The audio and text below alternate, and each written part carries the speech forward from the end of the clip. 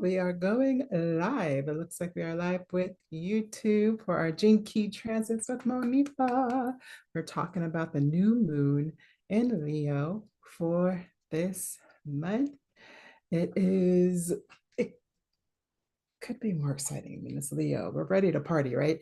But that's more for the full moon. You can party a little at the full moon.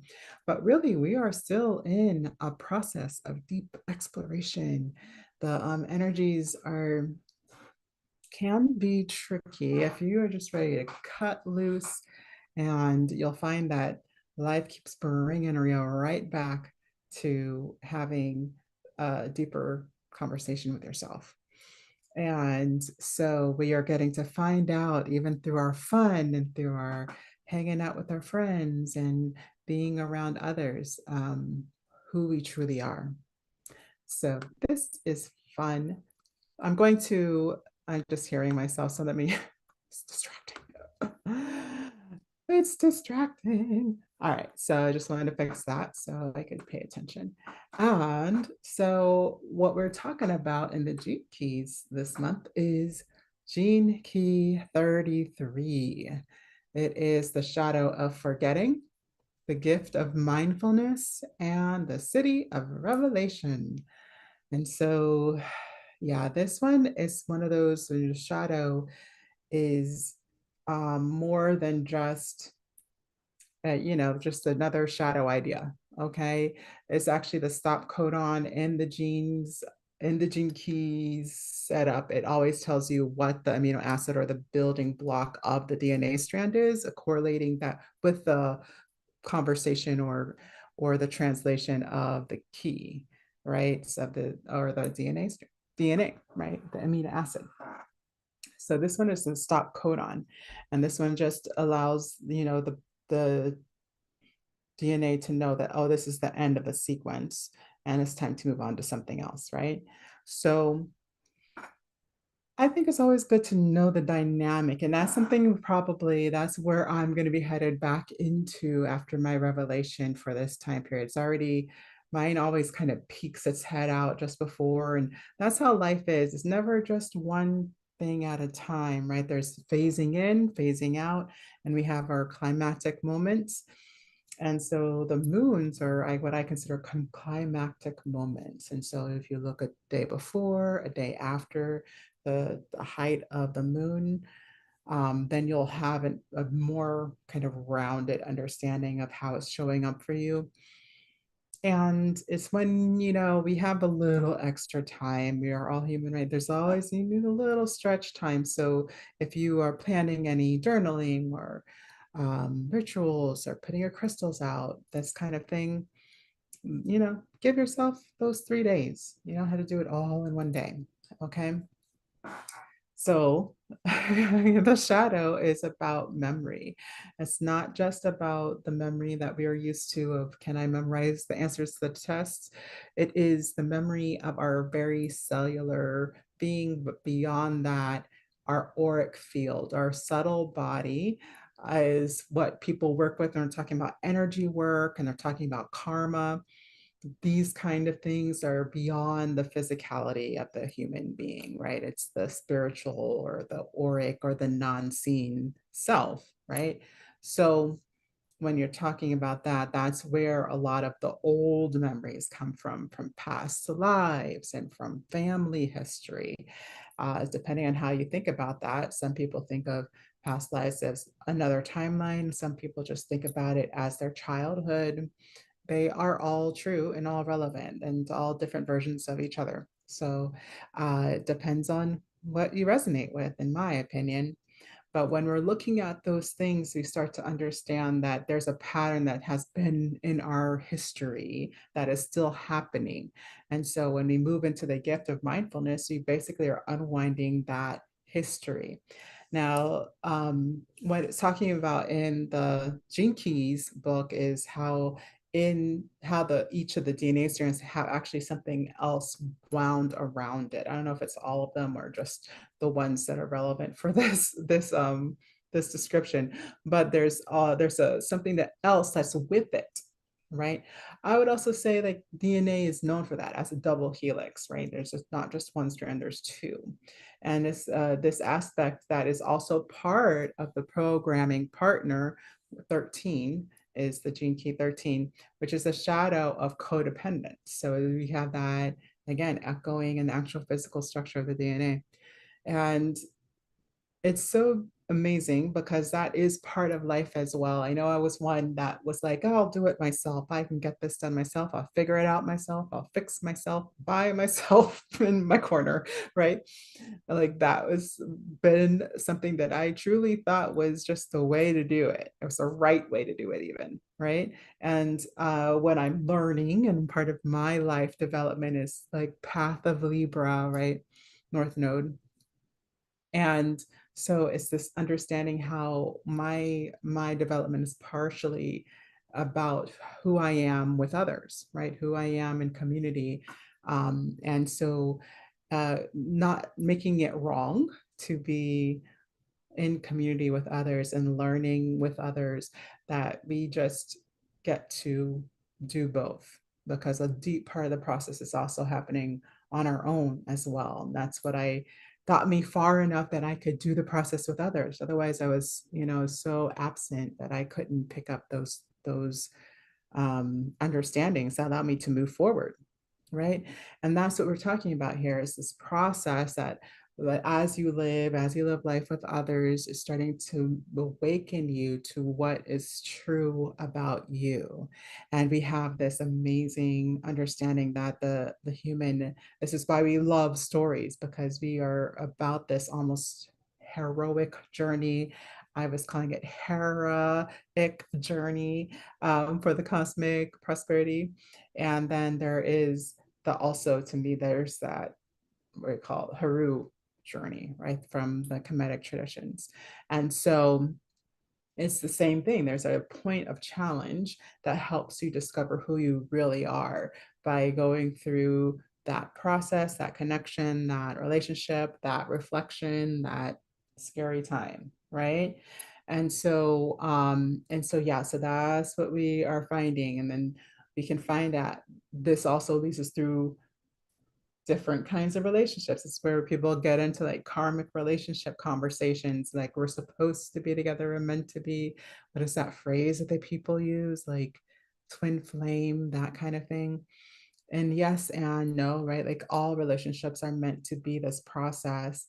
And we do have people that are just closer circles than others, either from these different timelines, past lives, this kind of thing, the energy that develops within that, and how is it being reflected back to us, right? So, what does this mean?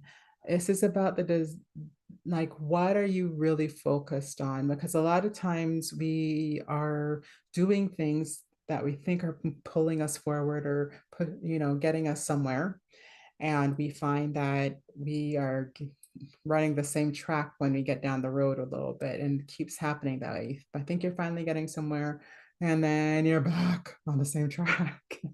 Right? It's not going anywhere. And so that is that pattern. Patterning means that basically you don't see anything new. It's only the same thing happening, and it wasn't the thing we wanted. That's not always true, but this is the concept here. And so, in the repressed side of that, oh, let's first say, like, how do we know the difference? Okay, fear. Like, so are you willing to face the fear of that feeling, of feeling like you're repeating and like you're never going to get out of this pattern, right? I know for me, a lot of times it's just, just try to not think about it at all, right? But when we don't face the fear, we're afraid of the fear, we're afraid of the desire the fear creates. So, this is why a lot of people can develop their own money blocks, right? Because they're afraid of being greedy. And then, and because of that, they're afraid to face their own desires, and then or the fear that they'll never have the desire they want because it would be greedy, right? So this is how it creates these crazy cycles. This is talked about in a lot of historic traditions and religious um, different traditions. And the one that he mentions the most in this chapter is sanskara. And so it's again this habit of believing that the Maya we're creating through these patterns is the reality, and that fear that we're stuck in this truth of the reality we've created. And that's also, there's an aspect of karma there, that karmic relationship, that karmic happening, that, oh, it's coming, what's going around, coming around. So, yeah. So it's really this understanding of, what does it take? What does it take to move out of that? So it can look like as a personality trait, if it's really close to your personality or in your chart, that looks like repressive side, reserved, which can look like hiding from others and not wanting to break out of your silence, just wanting to be by yourself and for yourself. Does this sound familiar? It's not in my what we call the hologenetic profile, which is basically your birth chart from the gene keys. It's not in my setup, but it's very reminiscent, obviously, for me. And feeling like you're forgotten by others while you're in that hole. Well, I've never really had that problem for sure. I've never really felt forgotten. That's never really happened, but it can happen for people who do have this in their profile. And the reactive side, it looks like being censorious. So this is kind of like saying what's wrong or what's going wrong with other people, noticing the patterns in other people that are going wrong and like pointing it out. But it's because of your own anger at living your own patterns. And so what people get, the reflection, the karmic reflection that you get out of that in this energy looks like anger coming from other people, right? They're angry that you pointed something out. Well, if we were more accepting of ourselves, we would either find the right or better time to have that conversation or point it out in a better way, or we aren't being angry in that initiation, so we're not getting an angry response, right? And this is not just the words you're using or even your tone, and this one is not about that either. It's about how you are truly feeling on the inside, or repressing what feelings you're repressing on the inside, and then how it's resulting in these things that we may or may not recognize coming from others. Okay, so if you're moving into the power, the gift of this, it looks like mindfulness, right? This is where the pattern is obvious to you. You recognize where this has come up before. You know that this is a story from your childhood. You know that this has been a story for generations of your family, that kind of thing. And so when it comes up, you're reflective. You sit with it for a little bit. That mindfulness helps us to unwind the pattern so that we can have a new experience. And one of the beautiful words that we get from the same tradition is vipassana, which is witnessing self-awareness. And that's what's so fun. It's like if you can catch something, especially right on the verge of being transmuted for that next level, it's really fun at that time because you're just like, I am pissed. I can't believe how pissed I am. I never knew that this thing pissed me off so much. And when you know that you are recognizing something that, oh, this is what's truly been behind my words or my actions or this relationship. And then it becomes something you can do something about. And it's no longer this feeling of helplessness and getting caught in samskara or caught in the karmic cycle, that you get to see beyond it and come into your new level of genius. So I love this paragraph, and I'm going to try and say it in a way that that you can get a little bit out of it. So I'm going to say it pretty slow. This comes directly from Gene Keys, by Richard Rudd. The gift level is the level of your genius. So this is what we're just talking about, right? Mindfulness is the gift level of Gene Key 33, right? So, and the gift level is the level of your genius. When you can objectively view your thoughts, your feelings, your passions and desires, your own subjectivity. Only then can you create art from them. If you are a scientific genius, you need to be able to think with your feelings or feel with your thoughts. This is how genius emerges into the world. It is witnessed.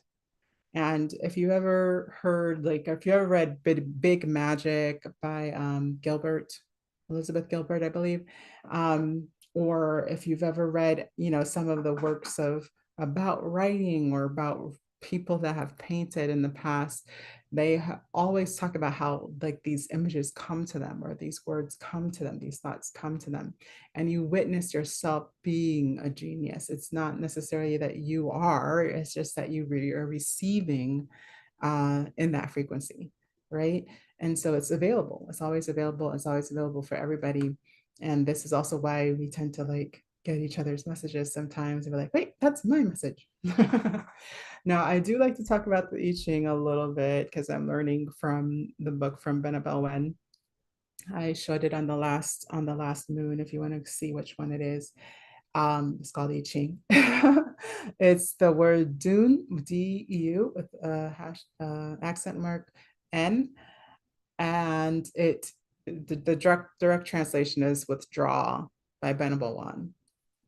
And this is about retreat is not surrender. Uh, there's more to it, obviously, and there's different levels for each of the lines. So it's a different conversation depending on where that lands for you.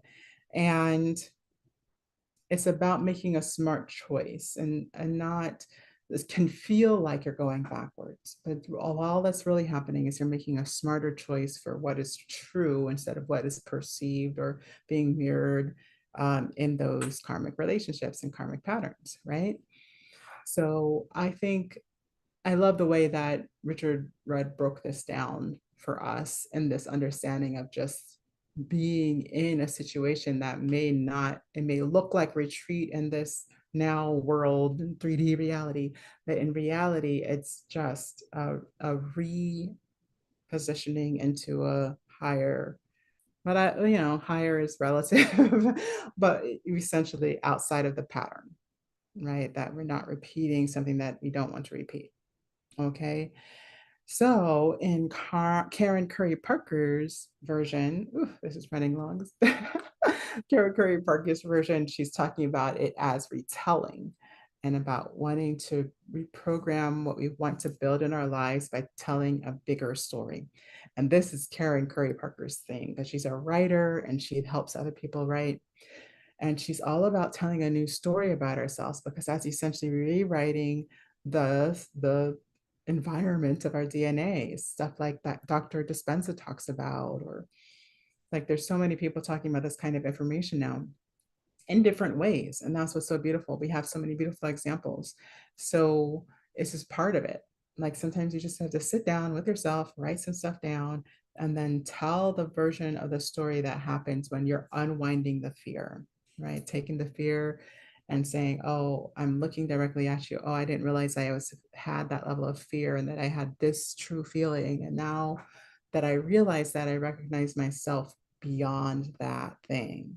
And now I know who I really am and not who I am only with the fear, right? So in the challenge here, we are um, instead of aligning to who we thought we were or what we thought we should be because of those fears, we're learning to tell a true narrative about who we really are now that we are clear and are thinking beyond circumstances, right?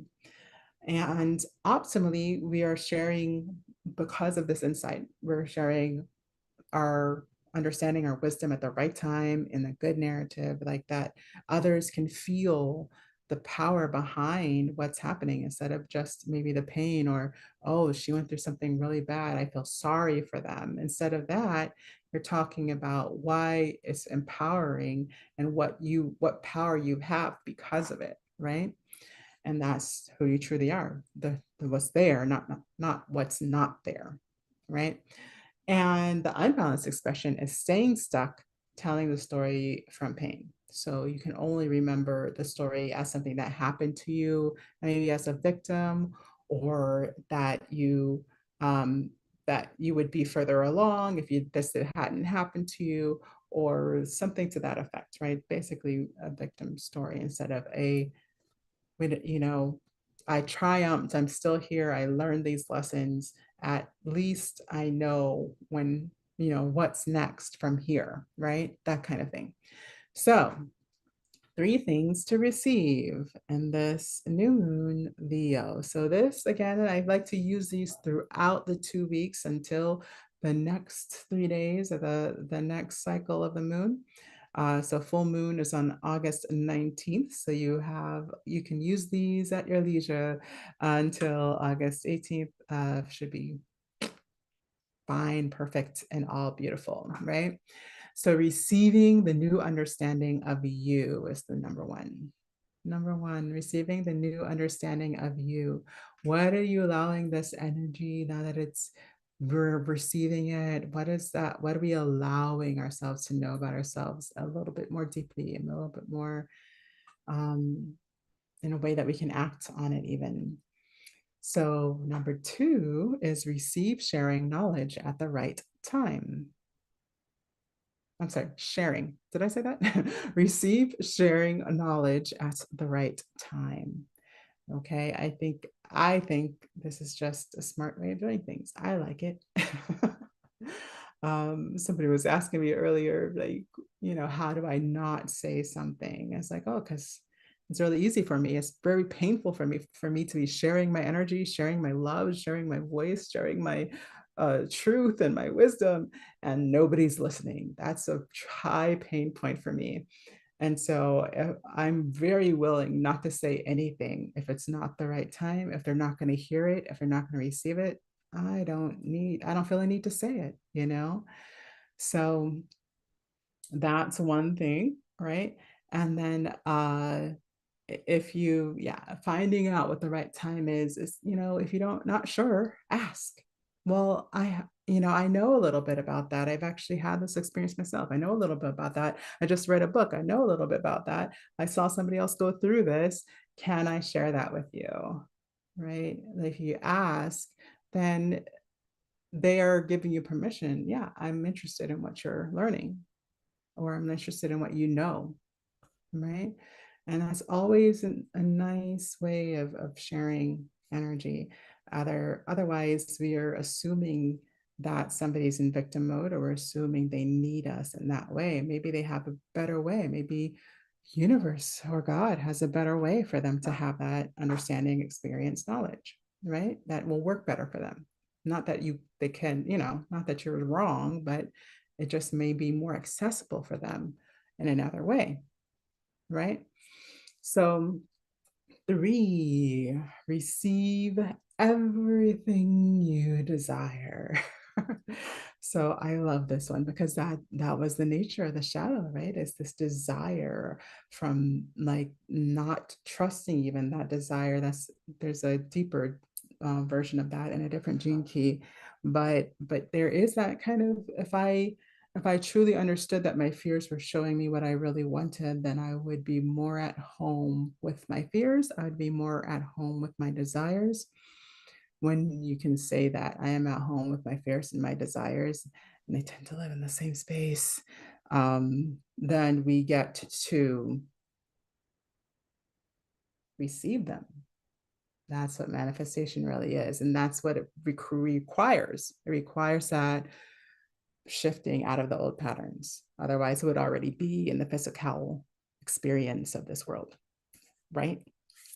So, and that's what's so frustrating about it, right? When we are so desperately looking for it, we don't always receive it. But if we truly, I don't know if I mentioned this, the true core of that desire is to know yourself, to be in witness of yourself, being aware of awareness, right? And so, and the truth that awareness is your true self, right? So that true desire gives us the other stuff.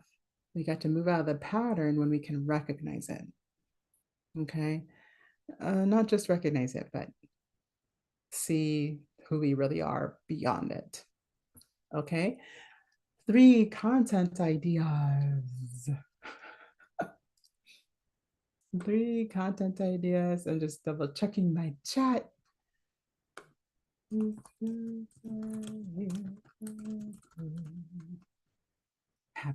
just gonna send out a little bat signal like that. All right, so are you ready for your 3 content ideas? Are you ready? Are you ready? Are you ready? I'm ready. That's a different key, I think, but that is what I'm talking about. All right. 3 content ideas. How do you help people get what they want? So you're going to write a piece of content about how you help people get what they want. What do they desire? What is their true desire? What's the desire behind the desire? Can they get all of it? Yeah, like what's available to them. So one of my ways is that I use somatic and cymatic understanding of resonance so that they can be more magnetic, so people hear what they truly have to say, and that they are more impactful when they speak. So when people listen to them or they hear them, they remember them, right? It's memorable, not perfect, memorable. I'm not an authority on perfect. I am, obviously. You just know, I'm sure you noticed, right? I'm not an authority on perfect. I am authority on memorable, right? And so that's what I help with them. So how do you help people get what they want, right? For me, if they're being more magnetic and impactful when they speak, not only are they getting the things that they're asking for in the world, but they're able to attract the people they want in their world, right? Whether that's relationships or clients or friends, partners, support, right? Mentorship. It's easier to attract the right people when we are speaking our truth. And that's the reality of the situation. So what is your ideal client's challenge? That's the second content question. So what kind of content can you create around what is your ideal client's challenge?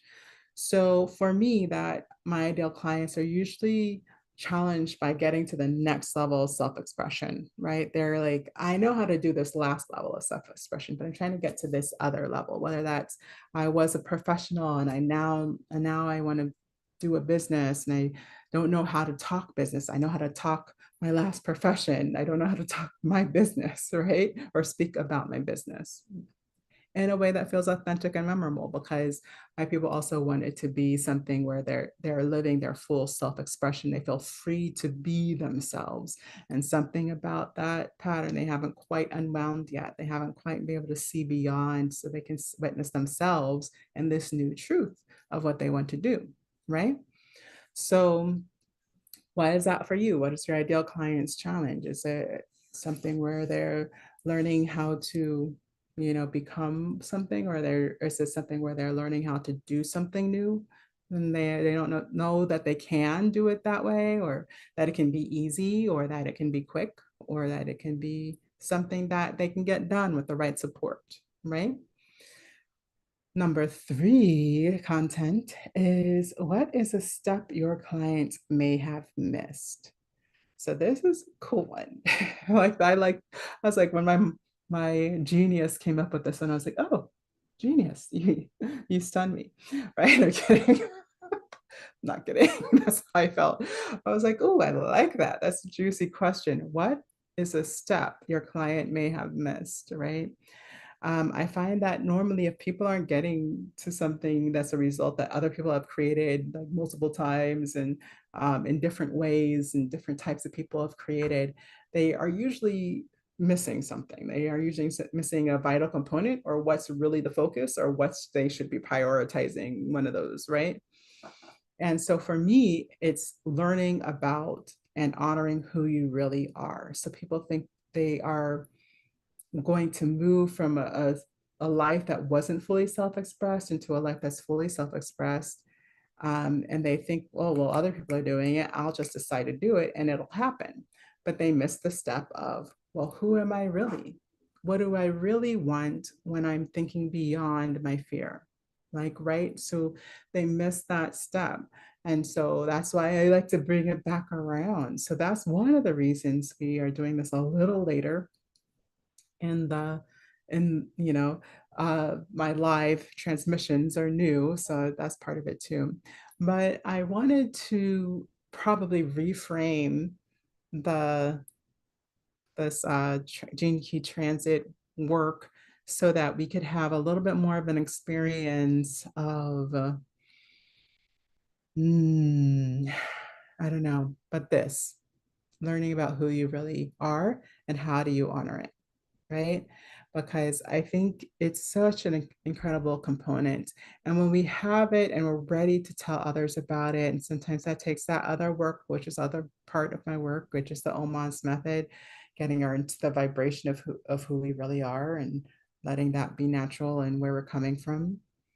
So that in combination with knowing who you really are, like those two things that are going to just catapult you. They're going to give you better ways of approaching your marketing, and it's going to give you better ways of having the conversation of how you can help, and it's going to give you better ways of new projects you're developing instead of developing them out of fear and how am I going to make more money, and how am I going to get seen, and how much money am I going to spend on this ad campaign, right? That we're focusing on what's truly going to make a impact and what is most memorable, the way we do it, right?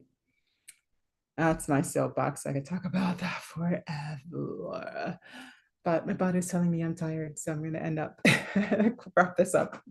And I will see you guys on the next Gene Key Transits on August 19th. See you then.